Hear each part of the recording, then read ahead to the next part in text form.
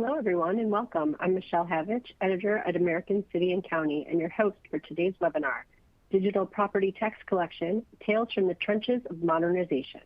This webinar is brought to you today by PayIt Gov. And now I'm going to throw it over to Dawn Schrum with PayIt Gov. Thank you. Thank you for that introduction. I'm so excited that we have such a great panel today and appreciate you all for making the time to spend an hour with us. First off, just a couple of housekeeping notes. Today's webinar will last about 45 minutes, including time for Q&A. So you should have plenty of time to make it to your next meeting if you've got one at the top of the hour. We also wanted to let you know that a link to the webinar recording will be shared shortly after this webinar. So you're welcome to watch it if you happen to have to step out early or share it with colleagues who weren't able to attend live. Also, you probably noticed your microphone has been muted.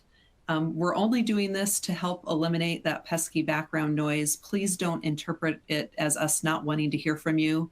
We really want to hear from you throughout this webinar.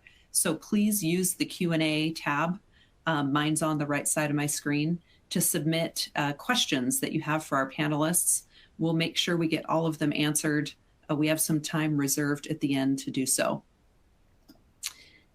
Diving right in, I want to introduce our speakers. We have two amazing women with us today.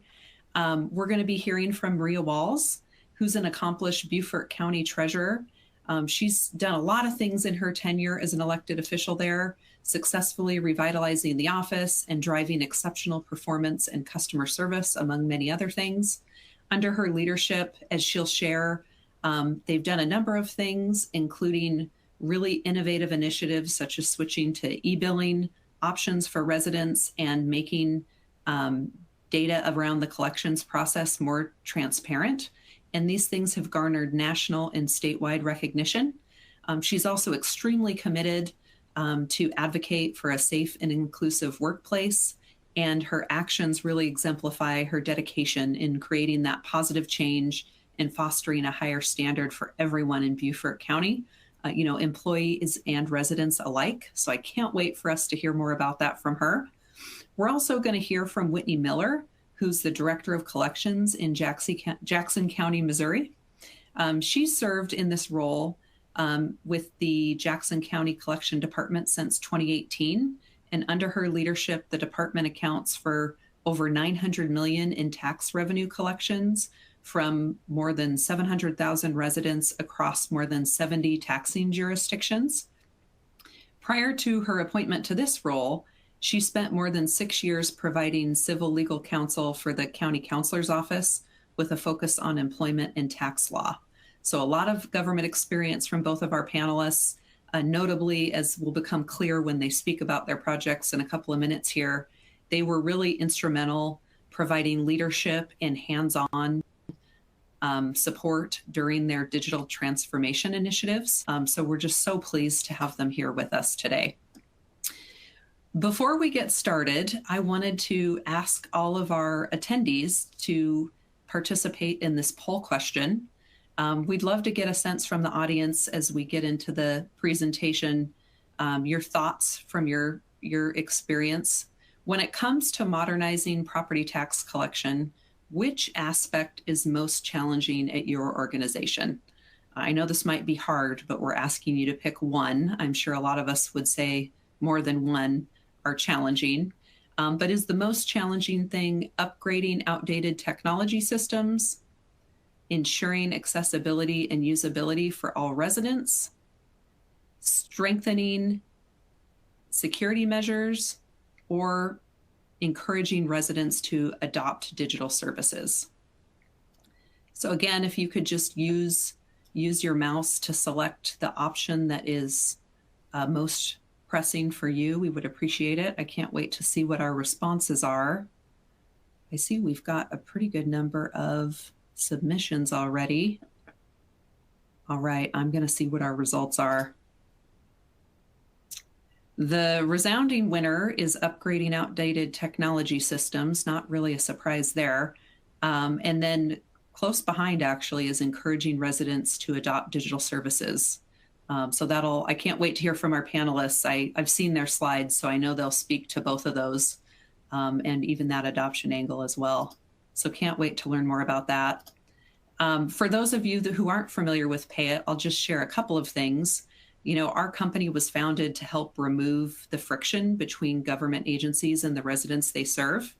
And there's, you know, three pillars in the cloud native technology solution we've built that are really important to us. And I hope our panelists would agree. And some of this comes through in their presentations. If not, I guess we need to do some more talking with them.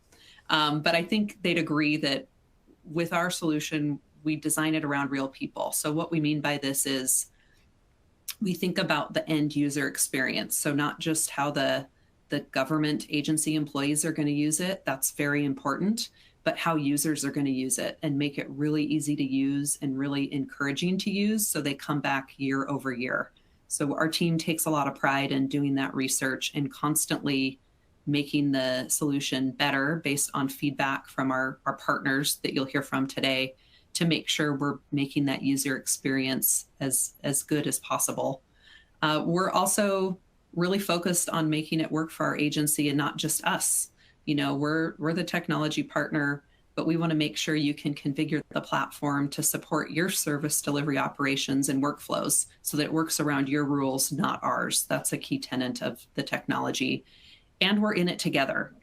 This has been since our founding. We believe it's really important, and it probably reinforces that adoption response some of you gave, that it's hard to get adoption. We make sure our goals are aligned. We're incentivized to drive adoption. We don't make money until your residents are adopting it. And we think that's really important and hope that more and more technology providers are doing the same. But enough about PayIt. One more poll question before we get into the good stuff, and I pass it over to our first presenter, but would love your perspective on this one as well. Which factor do you believe is the most crucial for driving residents to adopt digital services for property tax collection? Is the biggest factor simplified user interface and intuitive design, offering incentives or rewards for digital adoption, providing comprehensive online support and assistance, or communicating the benefits of digital services effectively? These are all important, but what do you think is the most crucial? I'm very curious to see what comes up with this one. I've never asked this question before on a webinar.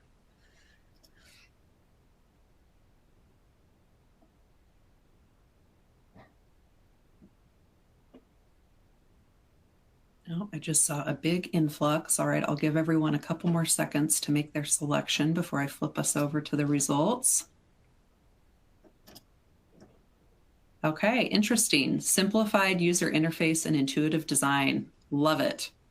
And then a couple more responses about online support and assistance, which makes sense. We know some of this is new. You have to serve very diverse populations like no other sector has to, so that makes a lot of sense. And then a response or two on offering incentives. Very cool. Well, I'm going to pass it over to our presenters. And first, we're going to hear from Whitney from Jackson County, Missouri. And I'll have to apologize. We were having some issues in the studio. So unfortunately, Whitney isn't on video, but we're so happy that she's stuck in there with us, even though we couldn't figure out our issue, and has joined us today. Whitney, would love to hear you just share a little bit about your journey and some of the results you've achieved. Good afternoon. Thank you. I'm happy to be here. As Dawn shared, my name is Whitney Miller. I'm the Director of Collection for Jackson County, Missouri, previously from the legal department, and joined the collections office about 5 years ago. And for those who don't know, Jackson County is in Kansas City, Missouri. So we are the second largest city in the state. And we are the home of the Super Bowl winning Chiefs. And just some background on where we're from, because I'm proud of it. We're also the home of the first stadium built exclusively for a professional women's sports team with the KC Current. So on our riverfront, we are building an 11,000 person stadium. So that's something that we in Kansas City are very proud of. But a little bit more about taxes in Jackson County. As Dawn shared, we have just over 700,000 residents in Jackson County. We now collect over $1.3 billion per year in taxes. We've had some increase there over about 80 taxing jurisdictions, and that includes real property, individual personal property, business personal property. And here in Missouri, all taxes are due on December 31st of each year. I know that changes state by state, but that deadline alone can present its own challenges, both for us and our wonderful support team at PayIt, because it tends to mean at least somebody on the team can't spend their holidays doing the things they want to be doing. So anyone who has a December 31st deadline probably understands that burden. As far as how we got here with what we do in our relationship with PayIt, as I said, I started my role in 2018. And very shortly after I started, I knew it was a priority for me to improve our online offerings. It's not a resource that I felt we were really utilizing adequately, and that certainly only increased with the start of COVID. But even well before COVID, I felt strongly that we weren't utilizing our online offerings for taxpayers. And I can't remember if I reached out to PayIt or if PayIt reached out to me, to be completely honest, but it was shortly after that we began engaging in conversations about what we could do together to make that an opportunity that would benefit, hopefully, the taxpayers and the county. So some things that led to my wanting to prioritize that. We have an incredibly antiquated tax software system. I know a lot of other municipalities are in the same boat. We're actually in the process of upgrading that software now over the course of the next 1.5 to 2 years. But at the time we went live with PayIt, we were still fully on our old software and had not even started any integration. So that meant limited interface options. We had very limited payment options and what cards and things we would accept. It was an antiquated search function with asterisks, and you had to have the exact right search term, which wasn't helpful for taxpayers. There was no mobile friendly option. There was no ability to save your data year over year. The security was not where I felt it should be. So there were really a lot of reasons why this quickly became a priority to me. And then the security concerns that I had led me to move very quickly. So we actually did, I want to say, about a 60 or a 90-day implementation. It felt very quick compared to a lot of my implementations with other vendors. And I was very pleased with the level of collaboration that went into that process. And as far as how that implementation worked, what we chose to do, because I felt a certain sense of urgency to be ready to go by my first full billing season, was to move forward with the implementation when it was, as close to perfect as we felt like we could get at that point, and then use, as Dawn shared, really use the user experience and feedback to make some further iterations from that point. And that's what we did. So we went live. We collected a lot of great feedback from our stakeholders and from our users and our elected officials, and then went back and iterated some of that after we went live. And that really worked quite well for us. The challenges that we faced in that, certainly there were plenty. One large challenge, and it sounds like this is a challenge for a lot of folks or a lot of clients, is that our software was very old, and it's just difficult to integrate any vendor with such old software. And one thing that was a big priority for us in Jackson County is having a live feed. So a live environment where someone could pay their taxes. Here in Missouri, you have to pay your taxes and take that receipt to the Department of Motor Vehicles and show them that to be able to register your car. And a lot of people expect to be able to wait in line at the DMV, pay their taxes from their phone, have that receipt on their phone, and 10 minutes later show it to someone at the DMV so they can register. So that live payment system was really very important to us. And we were glad to be able to continue that on with our partnership with PayIt. So the old software was a challenge, but what I thought was a larger challenge was making sure we had buy-in from all of the necessary entities, because change is just very hard for people. It's hard for everyone. It's very hard for public figures and elected officials when they don't know what to expect. It's difficult for staff who have been here in our office for a long time and have always known one thing to then change and show them something different. It's a challenge. And we found it was very difficult for taxpayers too, they'd looked at the same awful website to pay their taxes for so long. And even though it was terrible, it was what they knew. So there was certainly a certain amount of working to get that buy-in, because I think that was so critical. And some things we did to make that work. I did group one-on-one trainings with all of our elected officials and their staff, so that they understood how the product worked. They could share with their constituents how it worked. My goal was that all of the legislative aides would be able to talk to a constituent and walk them through the process if they needed to. Obviously, we did training with all of our staff, and we also tried to do training with the public. We did Facebook Lives with the county executive, and I paid my taxes on a Facebook Live so that people could see. I think maybe we created a fake account. I can't remember for sure. It's been a while, but I paid something on Facebook Live. And then we added videos to the website walking through exactly how to do it. We did local media interviews where we showed the platform to folks so they would know what it looked like.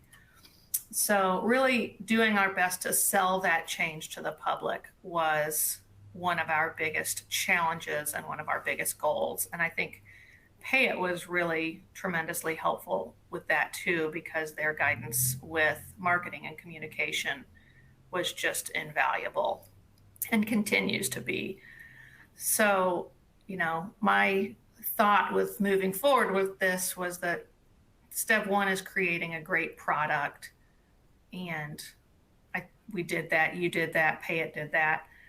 But I think step two is selling that product, because especially in our more rural areas, you can have the best product in the world, but if you don't convince people to use it, it's not worth anyone's time. So our goal has always been to make it as user-friendly for folks as possible, to make it as available to people as possible. So we've done that through email blasts, social media, print media, handouts. Like I said, went on the local news. Something I'm hoping to do in the future is to collaborate with our local libraries and other county buildings to have some print media with QR codes, and just finding places in our community where we know people are, where we know there's a diverse population who might or might not know about the ability to pay online or how convenient it is. Another thing we did in an effort to create that early buy-in from taxpayers is that we covered the fees for the last 3 years, I believe. So, and we did that all through COVID in an effort to give as many people as possible the opportunity to not come into our buildings. So we covered all transaction fees and all ACH fees. I believe we didn't cover credit card fees, but that's one thing that we did as a county to try and encourage some early buy-in from folks, and then hopefully also during COVID, keep crowds as low as we could. We saw a lot of benefits early on and continue to see a lot of benefits. I think I know the taxpayers appreciate the user-friendly interface. I've gotten a number of friends and colleagues that have emailed me saying how much easier and better their experience is since we have the mobile-friendly option, and I always love hearing that. Also, the ability to save your payment information year to year, I think everyone appreciates, because I know I'll call myself a millennial, having to, get my wallet out and get my card always feels like such a hassle. And I really appreciate the ability to just have something saved year over year. And I know a lot of other folks appreciate that too. For the county, the benefits, we've benefited from reduced lines.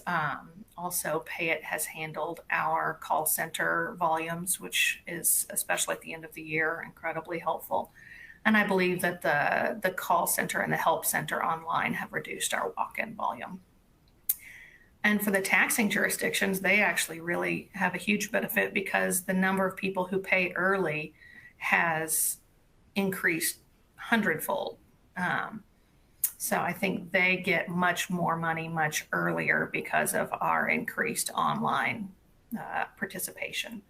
Just a few future things that we're working on that we're excited about. We're going to be adding PayIt for point of sale payments so that you'll have the exact same interface and fee structure for point of sale as we have for our online payment.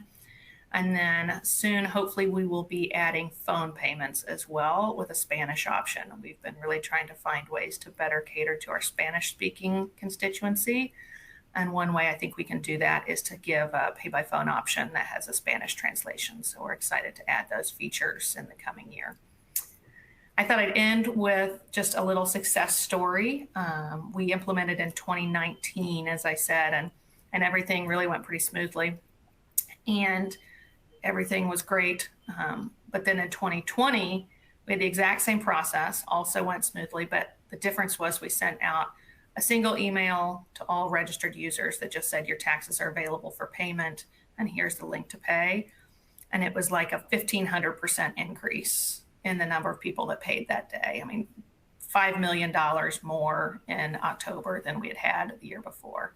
So it's just really that small thing of just letting people know that they were ready so they didn't have to wait for that paper bill made a huge impact on our early payments. So that was really a big win for us.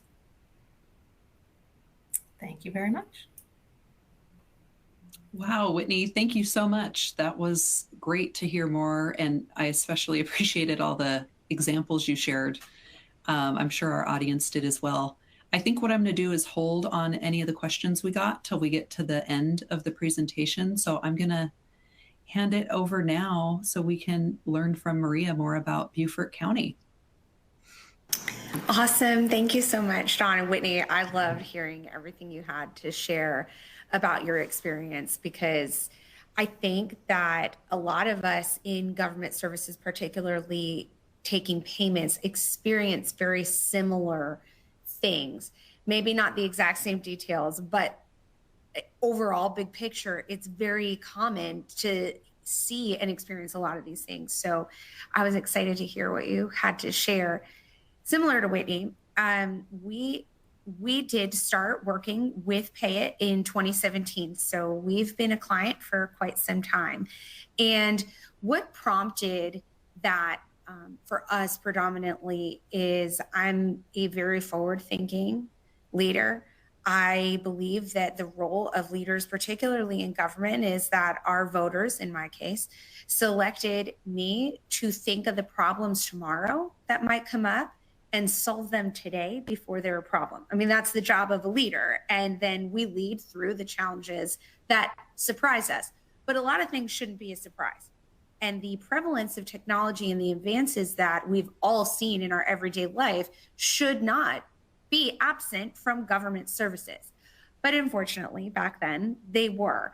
We had a very antiquated website that, I mean, if you tried to pay online, even I was struggling with it. You know, you're doing like the little pinch on your phone and making sure you did it correctly. I was too nervous to pay my own taxes using that website because it was so not friendly in any way. So we began looking for a solution to this problem and to this lack of service.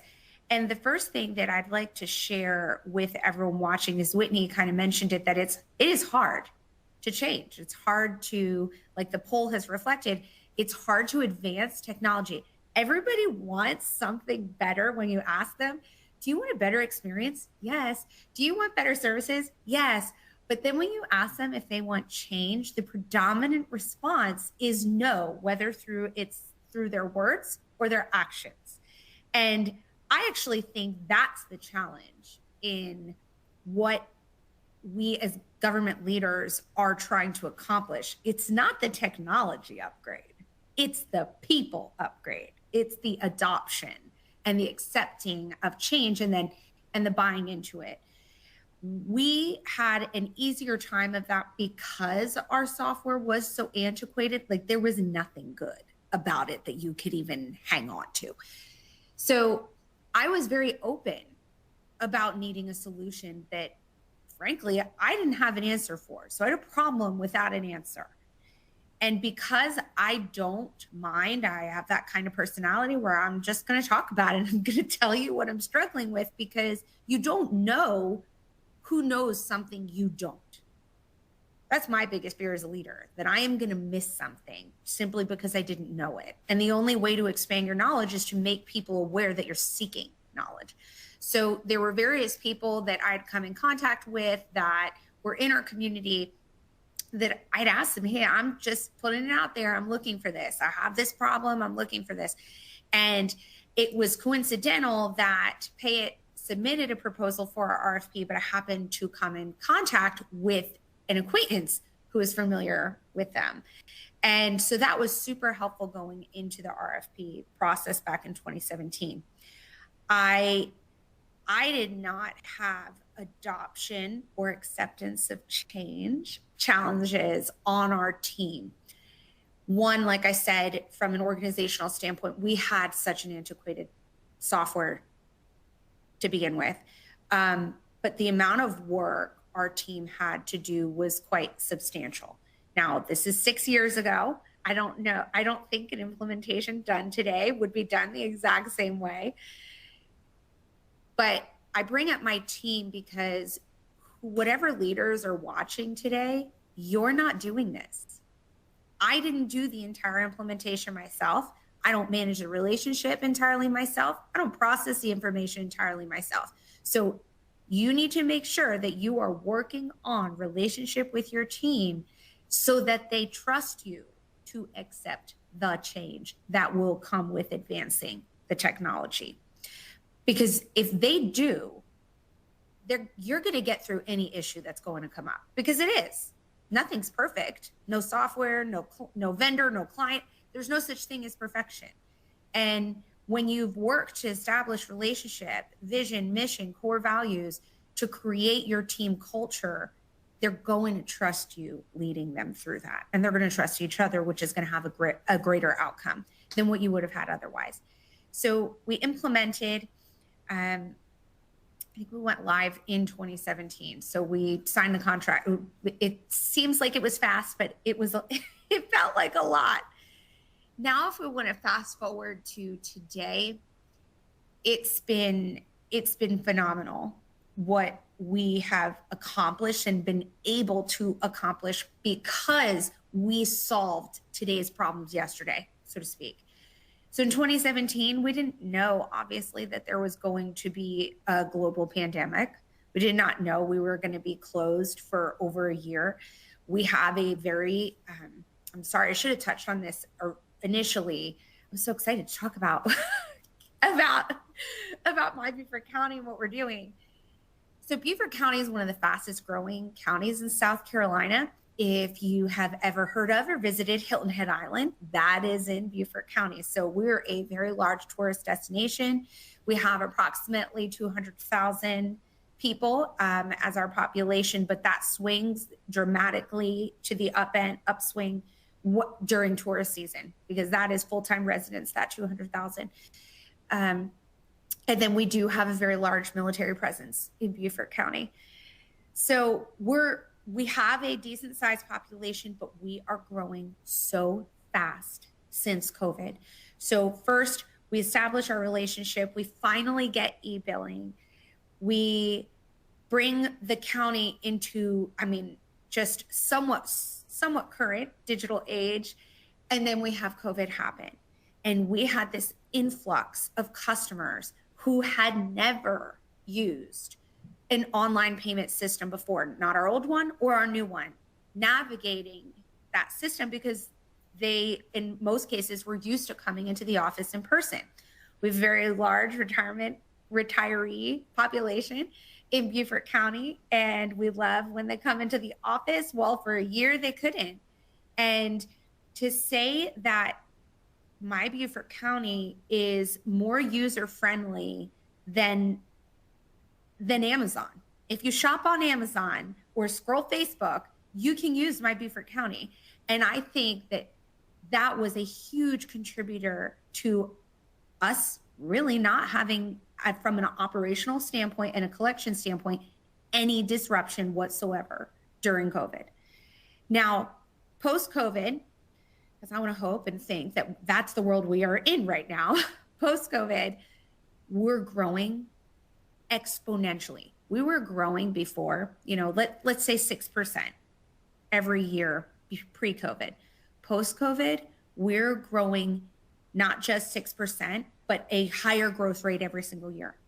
Now, as a customer-facing office, that means that we have more customers, right? Our tax base is expanding. The population is expanding.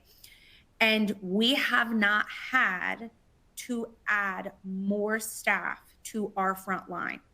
These are our team members who are answering questions. They're taking payments over the counter. They're answering phone calls, emails, chat. So that is where we would feel the pain, so to speak, of this growth. And while we're seeing the growth, we have been able to manage it with the staff we have, truly because of e-billing and My Beaufort County. You can see in the slide how much we've saved, what we've collected in our lifetime relationship, the transaction counts, and you can see it right there. There was a bump in that 2020, 2021 year, but that hasn't stopped. And again, I think it's indicative of the quality of the user experience. And I'll kind of end with this. We had an internal meeting with some of our teammates and support staff at PayIt, and I said, I know people would use, all these new residents would use My Beaufort County. I bet they just don't know about it, because our expectations as the public, that's all of us, me too, is so low for government. Our standards are so low that no one expects exceptionalism when they think of government. And I said, I bet they're new residents and they're getting a paper bill and they see on there they can pay online. And you know what? I bet then they go online and realize, wow, this is so amazing, that then they sign up for e-billing. How can we capture them from the beginning, not after, from the beginning? And our client rep, Debbie Brandon, she messaged me a few weeks ago and says, we just had the funniest feedback, and it was a new resident who literally said exactly what I had been saying in our meetings. They were not expecting such a great experience that was simple and easy to use. And it's been outstanding. There's no downside. And at the end of the day, we're here to work. And I tell my team this all the time. Where do you drive to or log into? You're going to work. Well, work by its very nature requires effort and struggle and difficulty, or else we wouldn't have a job. So let's choose to work on the best thing, divert our energy to the best thing for our taxpayers. And for us, that's been My Beaufort County. Wow. Thank you so much. I love hearing your stories. I love hearing all those real world examples. I'm going to move us right into Q&A because we've got a few questions stacking up. And this one is for both of you, but maybe we'll talk with Whitney, and then Maria, you can add on. When it comes to modernizing property tax collection specifically, what are some effective strategies that local government agencies can use to quickly update their processes, even if they currently have outdated technology in place? So I know you both kind of touched on this, but anything in particular you'd share, Whitney? Yes, thank you for that question. I think one thing that I would share as just my advice from my experience in working with government and bureaucracy in general, if you wait for perfect and you wait for every person to agree on the exact way to move forward, you never go anywhere, which is what a lot of government entities, I think, run into. And you've got to have that buy-in, and you've got to be prepared and educated, of course. But I think the first step is just making the decision to take the first step and to just do it. Get the stakeholders on board, the ones that you need, and just make those moves and do it. And then get as much feedback from everyone as possible to include everyone in that process so that everyone feels included and valued. But I think the best way to move forward is to just take the first step and take the initiative to do it.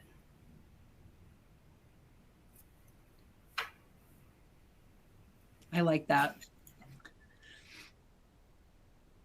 And I would just chime in there, Dawn, and say that upgrading and this kind of change is a mentality. It's an approach to life, not just your online collections. So start small, because this is change, and improvement is a habit. And you want a team that always wants to improve, not just on this one thing. Because since beginning, at least with my Beaufort County, to keep using that as my example, we've gone through multiple iterations of my Beaufort County, because what we implemented in 2017 was outstanding by 2017 standards, but today it would be very poor because we're constantly improving. And so I would say start off by looking for the little things so that you can fix them, change them, and then you get to be excited about it. And then it feels good. It doesn't feel hard. It doesn't feel bad to have that change. And the other aspect I would say is listen to your team. What are they struggling with? And then how can you tie back the change that you're trying to implement into solutions to the problems they've given you? I think has been extremely helpful for us. No, that's great. Another question we had, and you both kind of touched on this. Whitney, you shared a great example of when you sent an email and you got $5 million more by the end of the month. And Maria, you shared that a lot of people weren't even aware of the service being available to pay digitally.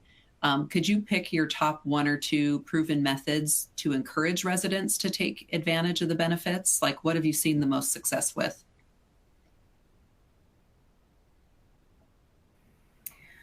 I think in Jackson County, certainly the email communication that makes it so readily available for everyone has been really very helpful.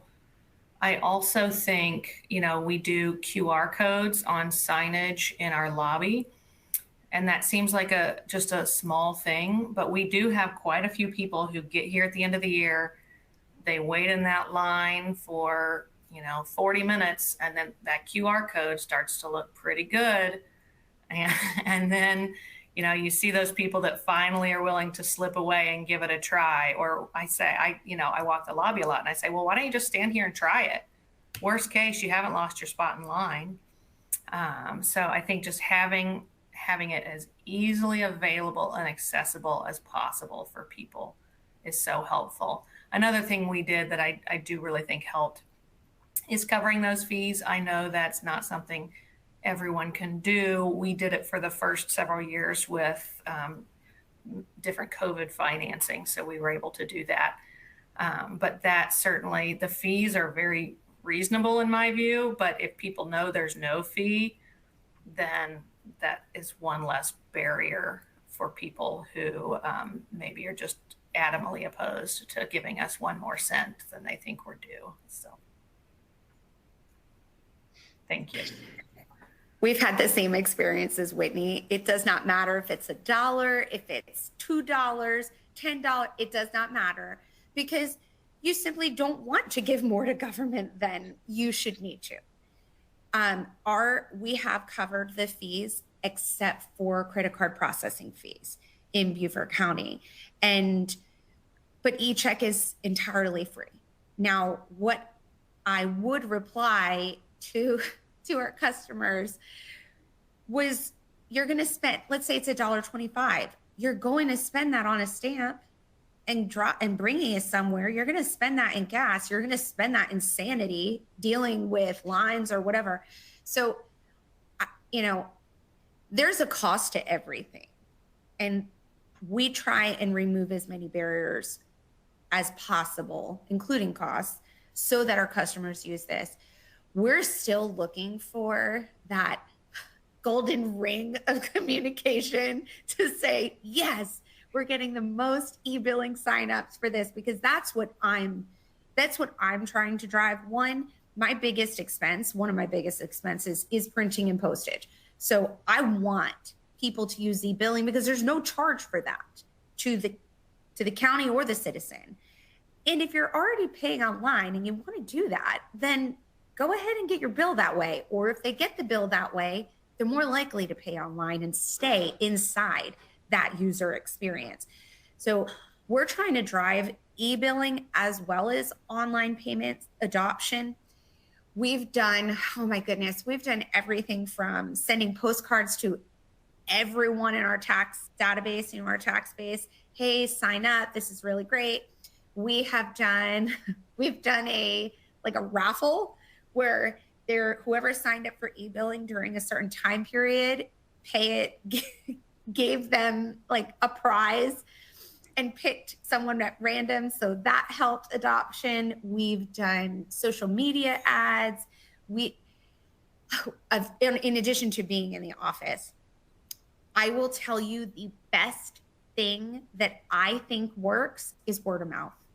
Just like a business would be, is word of mouth, what your experience is because of course government is going to say that their solution is great.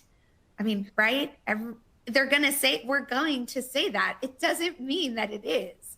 But when you hear it from your neighbor or your friend or your coworker, hey, this was super easy and saved me a ton of time, then yeah, you're probably going to use it. So looking for the ways that we can increase discussion amongst our customers, wherever that might be, social media, in-person meetings, events, the office, is the most effective from our experience, but harder to drive.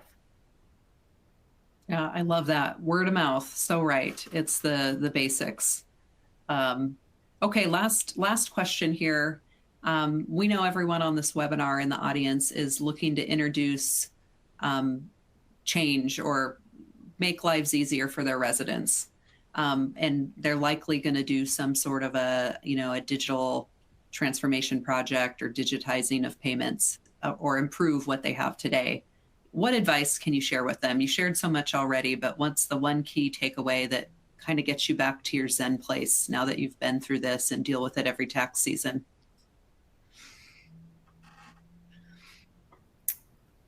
That's a great question. I think my biggest takeaway would be what I would tell myself back in 2017 is to not be afraid of failure, just take the steps and get the feedback from the stakeholders that know more about what we need than you do. Like, I'm not the expert in really any part of this process, but I have a lot of experts on my team. I'm very lucky in that way. So just knowing the people who have all of the best information, involving them in the process to every extent you can, getting their feedback, and not being afraid to take the steps forward and making some change, because really you can always do more iterations. You can always learn from what occurs and whether it's successful or not successful. But I think the area where government entities really run into issues is when they're just not willing to try because they're afraid of what the outcome could be. Yeah. To kind of build off of what Whitney said, I think we think of failure in very defined criteria. That you try something, you succeed or fail. Well, not trying is a failure. When you're in charge you're responsible for leading and solving and serving, not trying is a failure. And when you do decide to put forth that effort, I think you should just expect not everyone to go along with it initially. And that's okay. Like Whitney mentioned earlier, that we, government entities are so scared of change, but the whole change is life. All of our communities are changing. No matter where you are, I guarantee you right now, your community is changing. Our world is changing. If you are standing still, you are failing. And it is so much better, again, like choosing the work, choosing where you put your energy. Maybe it's not technology right now. Maybe it's your people. Developing your team, because it takes a team to do these things. And I would say that the preparation is so important. The more you prepare, the easier any kind of change is going to be. And preparation looks different for everyone.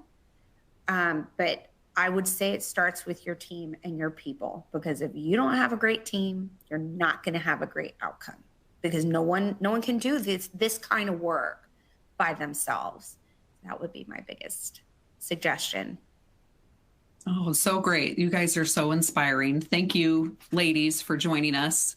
I'll give a little overview of the slide. You've seen me teasing here while we were doing Q&A. As you were talking about some of the adoption techniques, I was reminded that in this buyer's guide, which everyone can download right now and we'll send out, there is a back page with some kind of buying criteria that lists out some of the things you guys were talking about. Make sure your solution can do this. So check that out if you want some more tips and tricks. I'm going to skip over our last poll question and hand it back over to Michelle so she can close us out for the day, because we took us right up to the end of our time. Okay, thank you so much, Dawn. And thank you also to Maria and Whitney for an excellent presentation. And thank you to PayIt for making today's webinar possible. As a reminder, you will receive a follow-up email that will include a link to view the recording of today's presentation. So if you found the event useful, please share it with your colleagues. At the end of the event, a short survey will pop up in your browser window. We'd appreciate it if you would share your feedback on this event, as it helps us to provide you with content most interesting for you. Finally, thank you again for your time, and we look forward to seeing you at the next American City and County webinar. Thanks a lot and have a great day.